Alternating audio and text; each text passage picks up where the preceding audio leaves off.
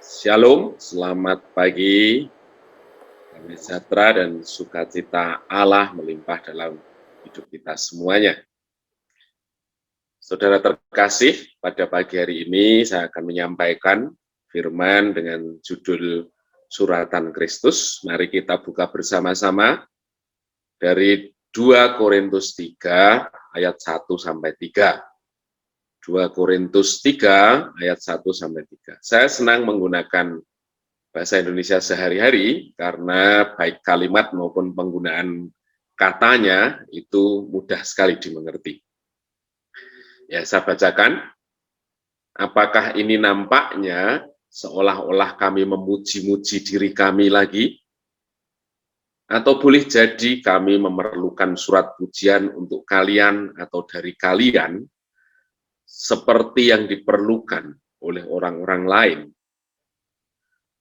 Saudara sendirilah surat pujian kami yang tertulis dalam hati kami dan yang dapat diketahui dan dibaca oleh setiap orang.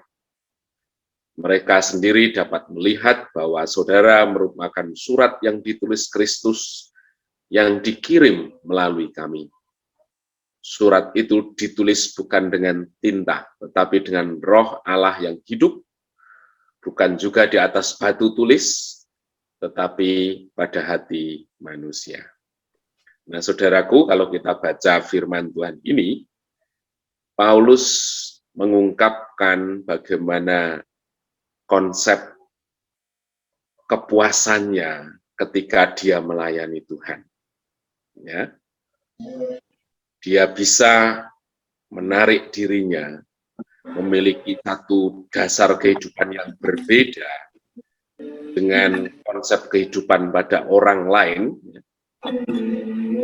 Nah, seringkali toh seandainya orang melayani itu tidak lebih dari usaha untuk mengokohkan eksistensi dirinya. Paulus bisa lepaskan itu semua dari dirinya. Dia berjuang dengan sekuat tenaga, dengan usaha yang sulit dilakukan oleh orang lain, tetapi dari dasar hatinya, dia memiliki konsep pelayanan yang benar-benar berbeda. Nah, ketika melayani Tuhan dengan konsep yang sama dengan orang lain, sebagai upaya untuk mengokohkan eksistensi dirinya, agar dia menjadi lebih terkenal, agar dia bisa diperhitungkan banyak orang, artinya satu kondisi hati nurani yang tidak dimerdekakan dari kebenaran firman, maka ekspresinya bisa bermacam-macam. Tentu ekspresinya merupakan ukuran-ukuran fisik.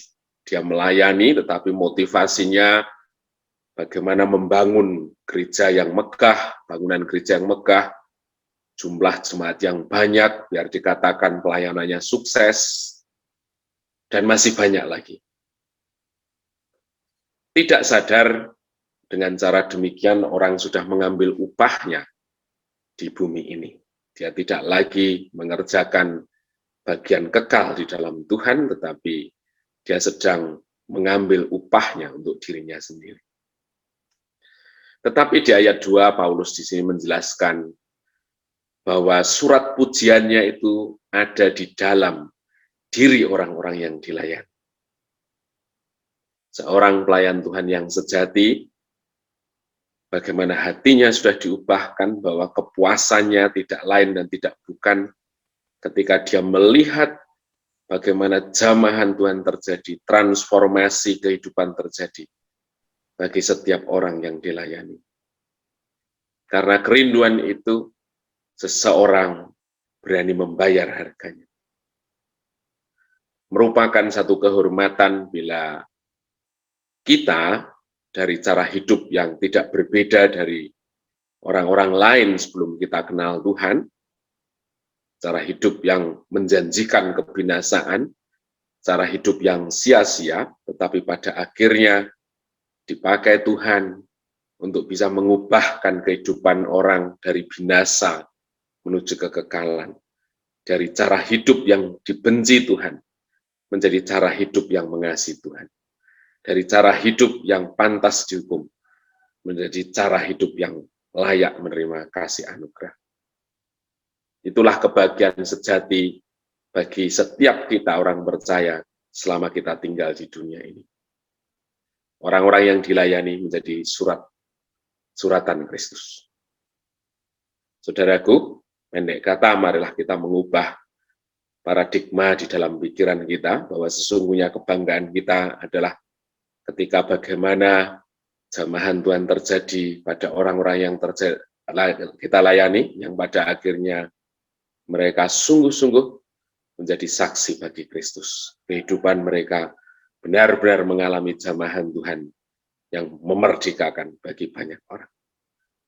Terpujilah namanya, mari kita siapkan hati kita untuk mengawali doa.